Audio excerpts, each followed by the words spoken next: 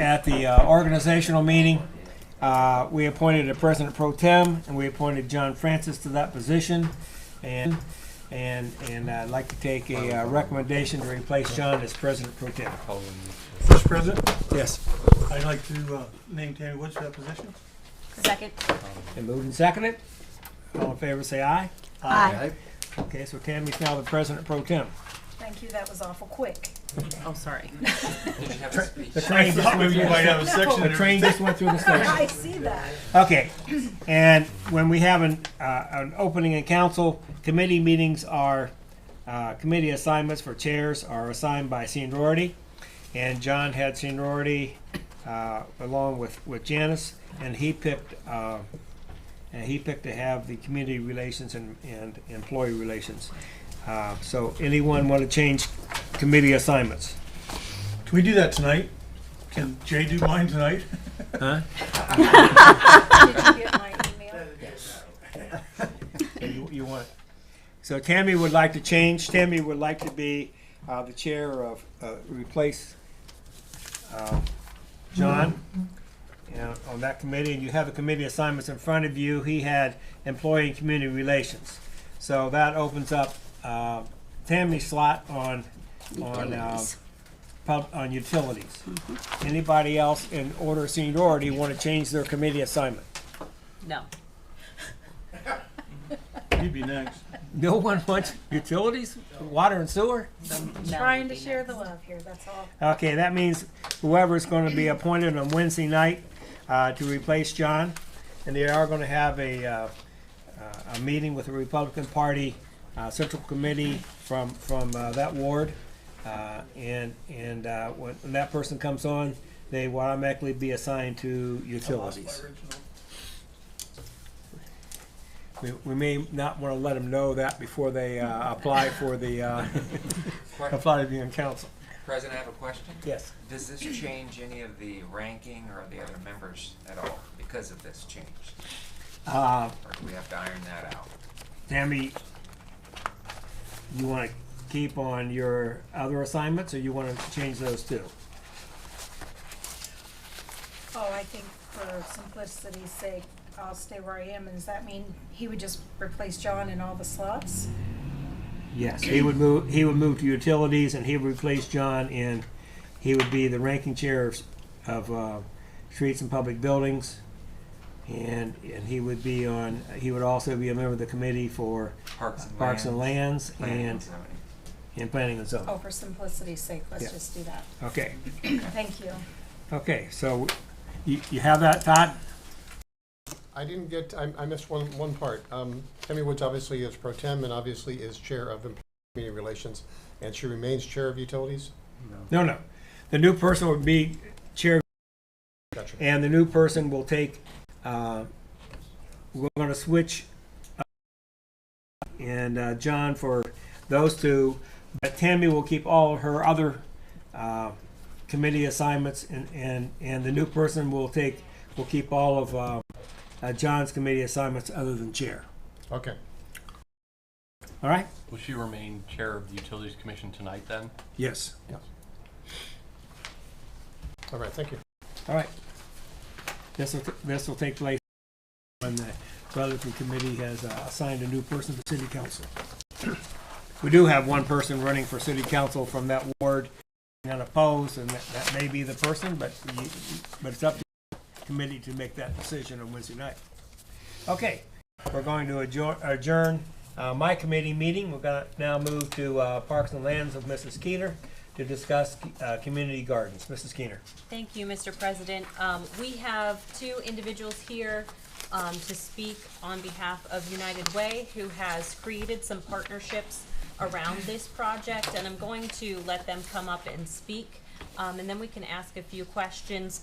I did hand out the printed pamphlet really that he did for us, so this shows you the space.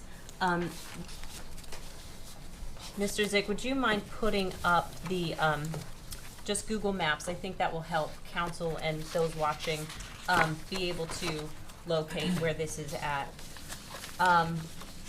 Yeah, so this is Walt. He works with United Way, and he is going to speak about this a little bit. Thank you, Mrs. Keener. I've also invited Hallie Krajensky, who is sitting behind me. She is also with United Way. She is the program director.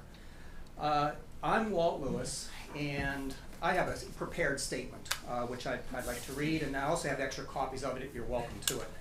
I'm Walt Lewis, and my wife and I have lived in Mount Vernon for nearly 40 years, and in the same home, surprisingly, for 36 years.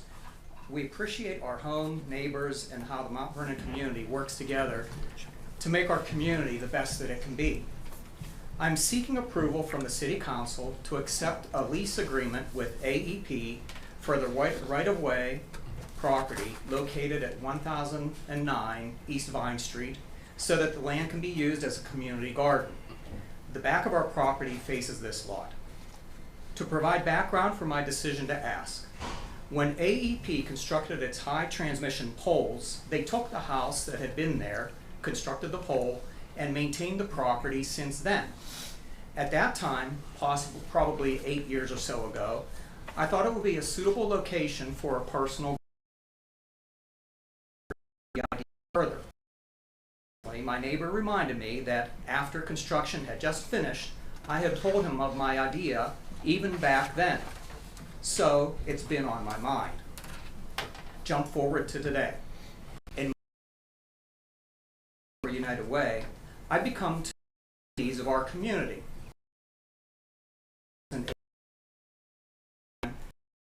Many coalition and committee meetings. In particular, I regularly attend food council meetings. I learned of the great work to address the food community, representing Food for the Hungry, Inner Church, the SNAP program, Knox Foundation, Kenyon Royal, Center of Hope, the Church of Christ, and all who desire to provide healthier food options for Knox County. So the idea of turning that property into a community garden brought to my mind again. Hallie, my terrific co-worker, and I began the Leadership Knox classes sponsored by the Chamber of Commerce this past January. The community garden was considered as a class project, but in the end, the decision wasn't lining up, passed over. Extra time to meet as an ad hoc community garden committee since March to iron out details to see a community garden come to fruition. The planning phase began in early March, and what I thought would be obstacles turned out not to be. The first to consider was seeing if the city in a lease agreement so that the necessary insurance could be covered part of the lease agreement. Could be reconnected to the property. The Safety Service Director responded to my confirmed that the city could do both. It should be noted that there was much discussion about not burdening our already taxed Parks Department crew, which we appreciated. Early in this planning process, the concerns were sustainability, community buy-in, and determining a purpose for our community garden. It was quickly decided that the mission of this community garden is to provide fresh in our community. Additionally, plots would be residents. Regarding community buy-in, this would be an excellent community walking garden. Our neighborhood has changed in years, and we see so many younger families. I read a flyer detailed, which you all should have, and referenced when talking with neighbors. Over the last I talked with 22 people and left the flyer in 2 doorways for a total of 24. 1 had concerns about parking issues on Vine Street and a desire to leave the property as it currently is. We have talked with various individuals and community roots representatives to understand potential sustainability issues and plan for the possible garden issues. These discussions and planning will continue until a developed plan is in place. The Community Garden Committee developed the idea of blended ownership where plots would be distributed with community partners. For instance, interchurch social services would pair with the Department of Developmental Disabilities to maintain a given plot from spring planting through harvest to winterizing the plot. I'm fond of saying that there is much water to paddle from here to there, which would be the case for planning this community garden. However, with planning and support of community partners, the paddling could be shared. An exemplary community garden would be a sustainable park feature on the east portion of Mount Vernon. Part of this planning involves Hallie's wonderful programming leadership and her ability to use United Way's unique community connections as a source of grant funding. At a recent Leadership Knox class I attended, we heard an excellent presentation by the Area Development Foundation, where I learned that one of the critical components for our city's economic development is having a healthy, recreational, and vibrant neighborhood. My wife and I have always appreciated where we live, and even more so, have appreciated our neighbors. Our neighborhood is primed for a community garden, but beyond feelings, I'm impressed by the collection of individuals, social agencies, government agencies, schools, businesses, and community associations who can help and would love to see this community garden succeed. I appreciate your consideration of this proposal. Thank you, Walt. I'd like to ask Mr. Zick where we're at with that lease and what that would all entail. Yeah, so Walt actually reached out himself to AEP to see if this would be a possibility. They're actually quite excited about the project. Our local rep has been involved with our local AEP rep has been involved with community gardens in his own community.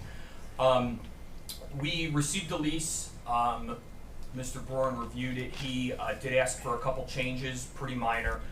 We had hoped we could get it back last week to introduce legislation tonight, but they wanted to have a call with us to make sure that they modified the lease correctly. So we have a call on Wednesday, and we would expect to have legislation next meeting. It's a no-cost lease. One thing they do require is insurance coverage. I talked to Michael Percy, that's only $50 a year. We would be able to do the work to run water to the site. I think the total cost on that was about $1,800, so it's a pretty low impact on the city. And United Way, Walt, Hallie have been really good about recognizing that we don't want to increase our parks property at this time. And so I think they've arranged with people who have the ability to mow, obviously take care of the gardens and stuff like that. So. And I will reiterate, that was my major concern when they first approached us, was simply maintenance. And I did let them know that the city would not hesitate if this area gets overgrown to have it be removed, because we have seen volunteer organizations put in an area that they then abandon, and we have had to manage that. And I think that in the lease agreement, that language will be stronger. So I know we only have a minute left, but does anybody have any more questions? I will have another committee meeting once we have legislation so that people can really pick that. Maybe one for Rick. Anybody can have a garden on a bare lot, right, in the city of Mount Vernon? Yeah, well, it has to be an occupied lot, typically. I did get a call on this one, I don't know anything about it, and I was honest, I said no, so thank you for coming tonight. When we're talking fence, it'd have to meet the same zoning regulations as anybody else? Yeah, we would probably have to go through the process, Rob, you might know better than me, of maybe doing a variance. We've had to do it, or we've been discussing it about another area in the city as well. So just because there's no primary structure there, there's really no, as I understand it, provision in the code to put a fence or a shed on a vacant property. So it simply would be a variance. What do you think, Rob? A variance for what? Putting in the fence, period. Install the fence. Yeah. So they'd have to have a variance just to install the fence? Because there's no primary structure on it. Okay, so, and then it'd have to meet the requirements of any other fence in the city of Mount Vernon? Yes. And then whose expense is the fence? It would be the gardens, And those then who their are upkeep? contributing. I know, and we'll have another meeting, but the one question I was asked was about parking and people coming and going. So, as far as parking, the plan is to put in a small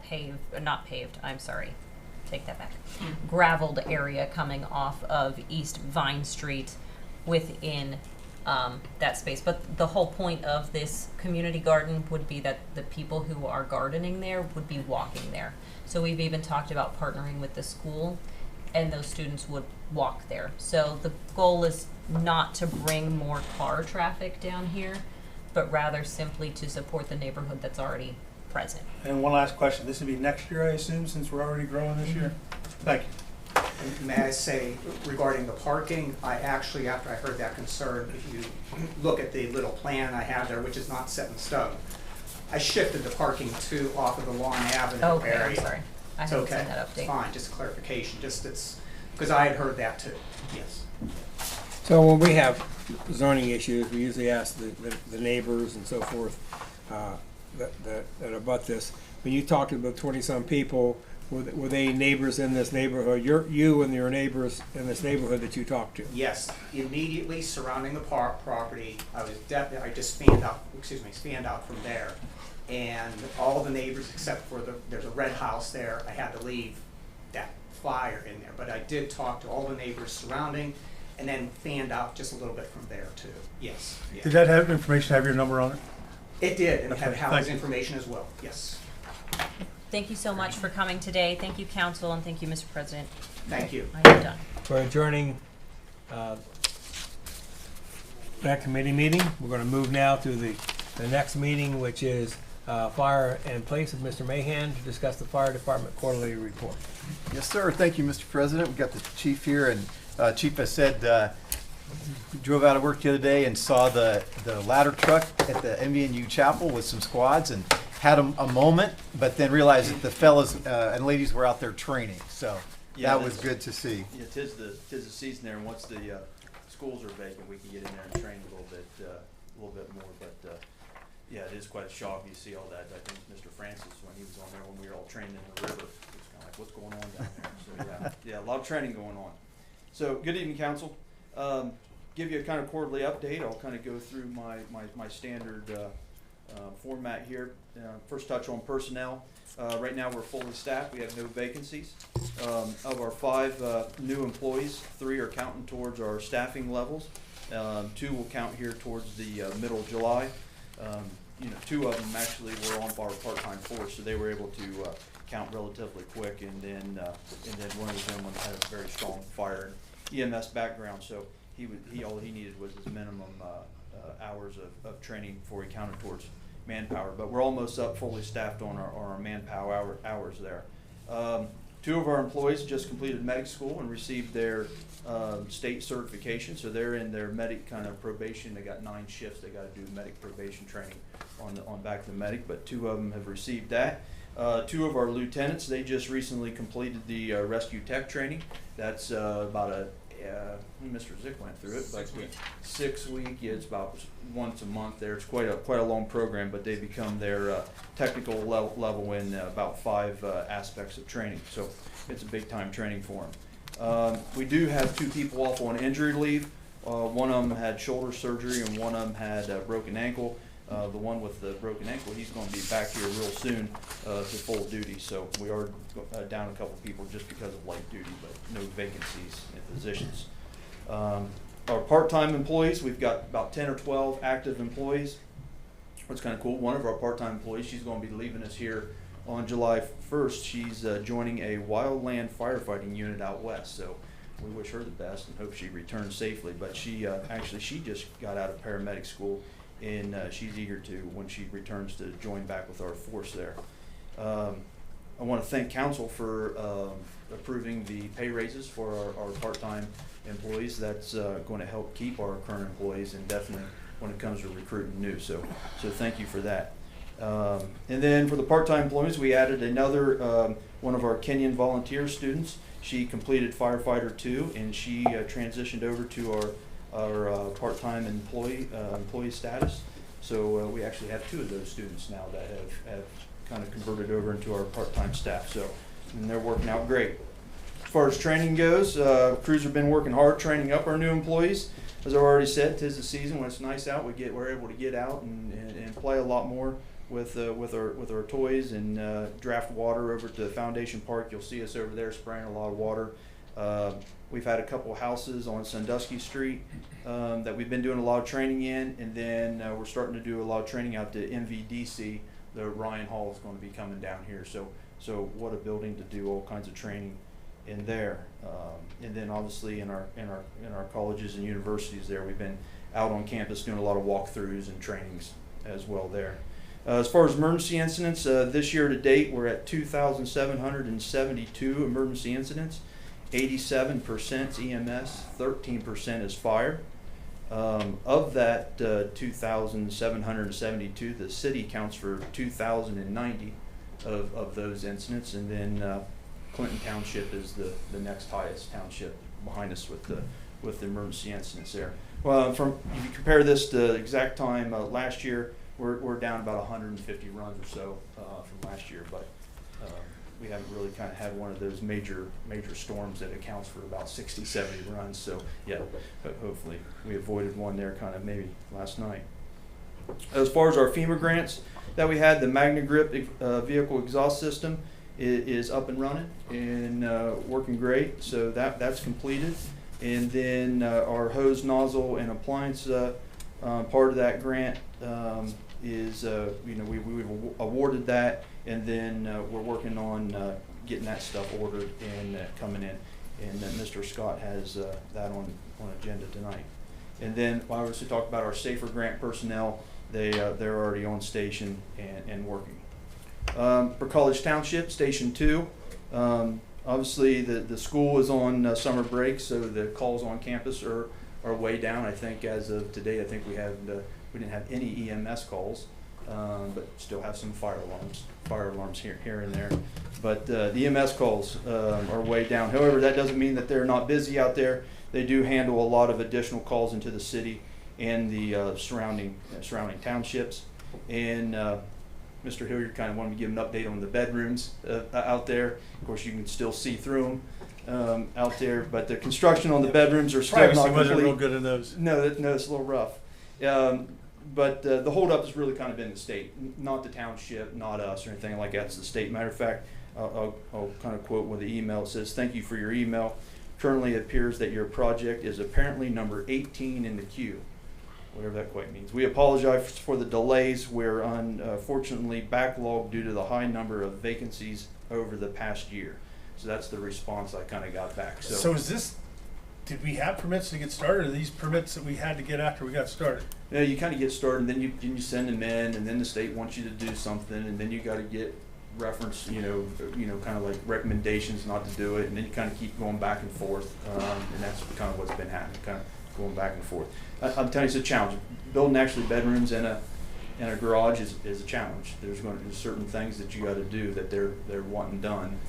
There's ways around it, but apparently it takes some time. So 18 in the queue, I don't know. Maybe we started off at 200 and we're lucky we're down to 18. I don't know, but it's taken quite some time. As far as PR events so far, we obviously First Fridays, we did kind of the send off for the Paddle for Heroes. That was the kayak group that left Mount Vernon Avenue Bridge and headed to Marietta. The mayor partaked in the golf ball drop with us for NVNU's golf scramble. We've done a lot of station tours, a lot of safety talks throughout the community. Towards the end of the school, I think about every school is on board now with doing the take a student to school in the fire truck, and that seems to be a big hit. So that was fun there towards the end of the school year. And then we've done a couple drive-by birthday parties. They want us to stop by and chit-chat. We've done a couple of those. So other than that, it's summertime. It's trauma season. So unfortunately, we've had some unfortunate car wrecks, motorcycle crashes, and that. So we want to make sure everybody stays safe out there on the roadways. And obviously, we have the 4th of July coming up, so we want to make sure people are safe there and handling fireworks the correct way, so everybody can have a safe and happy 4th of July. So, any questions for me? I have a question. Yes. Those bedrooms, is there certain exhaust features that you have to have in those bedrooms because they're in the garage? No, Not no. I mean, necessarily? out there, they have the MagnaGrip system also, so the exhausts are plugged in. I think they just want maybe a sprinkler system put in Okay. for those since it's in a garage, but we've just got to do some variances around that. But, yeah, it's one of the holdups. All right, thank you. I see the black squad's not there. The one that came with Gambier. Is that the one that was the money pit? Or remember we had one that was like Yeah, that 25? was the Gambier squad that cost about 15,000 or so to repair some stuff. Yeah. So no, it's downtown. There for a while, it had a little bit of air conditioner issues, and so the other one, the other Ford one that you saw is out there. Obviously, in the wintertime, we want to keep a 4-wheel drive unit out there. So we have a backup still? Yeah. So we have this. So that college one came downtown to become the backup one. And are we up to date on all our equipment as far as we have everything we need at this point? We are. We do. I was talking with Mr. Zick today. They asked about the new medic, and here's the answer I got from the new medic. The time frame to receive that is July of 2025. Isn't that And that's the one unbelievable? we ordered That's the last one we year. ordered 6 months ago. Oh. Yeah. Now he said that they usually kind of push that up quite a bit, type deal. So hopefully a lot sooner. But that's the answer I got. That's the answer I got today on the medic. Didn't receive anything back on the fire truck. I know that they just said they haven't received the chassis yet, so we haven't had to pay that bill. But 2025 on the medic. So get you thinking that sometimes we might have to even purchase other medics and we haven't even received the one we ordered yet, type deal, just to stay current. Other than that, equipment wise, major equipment. I've got a couple grants out there for thermal imaging cameras and stuff like that. I hope to receive, but major equipment, we're doing good, So I cannot imagine the cost of like that medic going down between now and when it's delivered. But if it did, they would is that something that's kind of in the contract for that? I doubt it. It was probably when we signed the contract, it was 280 some thousand or whatever. I'm sure that's what it's locked in at. When I was talking to the salesman today, he says, I said, how's things going? He said, very slow, and it's because of the long extended times, and he says the prices have still skyrocketed. So yeah, obviously communities can't afford them. So it's going to be a challenge moving into the future, or maybe even looking at different size medics and stuff like that if this trend keeps happening. But that's what we'll have to do. We'll do. Go back to the vans. Get right on. A question